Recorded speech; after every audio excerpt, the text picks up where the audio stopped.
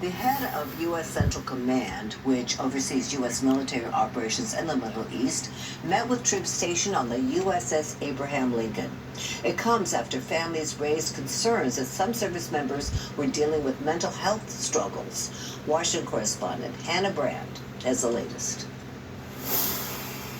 The Pentagon is pushing back on concerns about the conditions for U.S. troops deployed in the war against Iran. And we're now learning the top commander for the region did visit the troops who were deployed aboard the ship in the region. U.S. CENTCOM just revealing that Admiral Brandt just met with sailors on the USS Abraham Lincoln.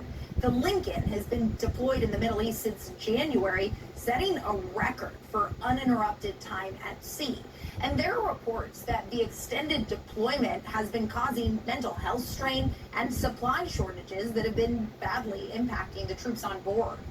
CENTCOM says Admiral Cooper thanked the Lincoln team for their work when he visited. That work has included thousands of combat flights as part of Operation Epic Fury targeting Iran. And in a statement put out about his visit, Cooper said he was inspired by the sailors aboard. He wrote, of the U.S. Navy's 11 active aircraft carriers, the Lincoln currently has among the lowest number of cases related to mental health.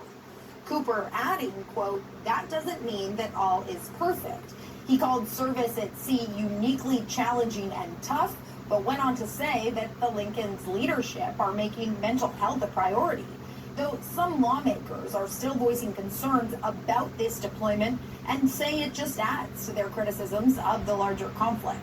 And Sunday marked 60 days since the signing of the Memorandum of Understanding between the U.S. and Iran. That's significant because the countries had said they would come up with a final deal within 60 days. At this point, though, negotiations just seem to be stalled, with fighting continuing over who controls the Strait of Hormuz.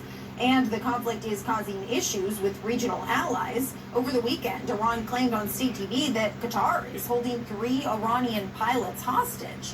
The pilots went missing back in March when their jets were downed. Now Iranian leaders are pushing Qatar to let their Air Force conduct a field investigation into those missing fighters. But Qatar flat out denies that it's holding any Iranian pilots. At the White House, Hannah Brandt, News Nation. Still comes.